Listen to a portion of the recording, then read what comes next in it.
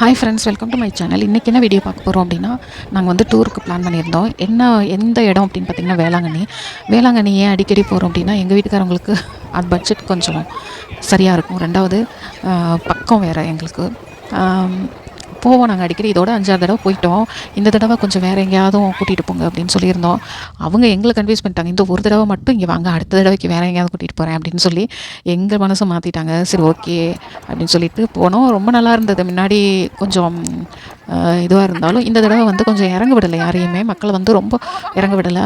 அலைகள் வந்து நிறையா வந்ததுனால யாரையுமே இறங்க விடலை. கரையிலே எல்லோரும் குளிச்சுட்டு வந்துட்டாங்க. நாங்களும் எங்கள் ஃப்ரெண்டு ஃபேமிலியும் தான் போயிருந்தோம். நான் வந்து இந்த தடவை கொஞ்சம் சுதாரிச்சுக்கிட்டேன். என்ன காரணம்னு பார்த்தீங்கன்னா, ஏற்கனவே இதில் ஒரு 5வது தடவையாவது நான் உப்பு தண்ணியில் குளிச்சு என்னுடைய முடி பூரா போயிருச்சு. இந்த தடவை நான் கரையிலே உட்காந்துட்டேன். நீங்கள் நல்லபடியாக போய் குளிச்சுட்டு வாங்கப்பா அப்படின்னு சொல்லி எல்லாரையும் அனுப்பி விட்டுட்டேன். எல்லோரும் கரையில் படுத்து உருண்டுக்கிட்டு இருந்தாங்க.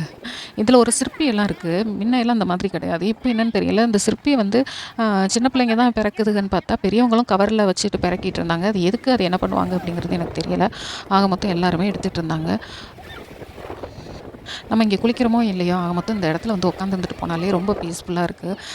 மனசுக்கு ரொம்ப ஜாலியாக நல்லாயிருக்கு, சந்தோஷமாக இருக்குது. எல்லோரும் இந்த மாதிரி சந்தோஷமாக இருக்கிறத பார்த்தாலே நம்மளுக்கும் சந்தோஷமாக, ஆட்டோமேட்டிக்காக சந்தோஷமாக இருக்குது. எங்கள் வீட்டுக்காரவங்களாம் பாருங்கள்.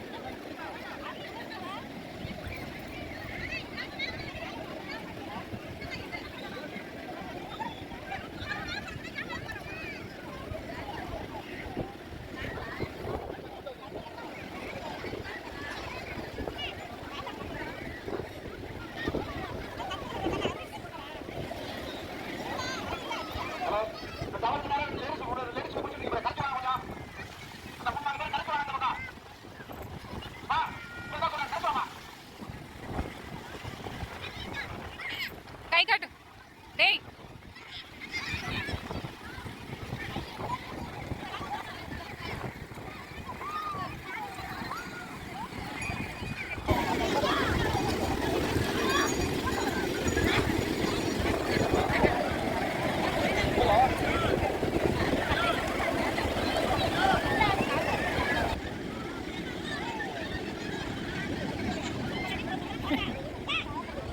மீன் பிடிக்கிறாங்க அடிக்காயா.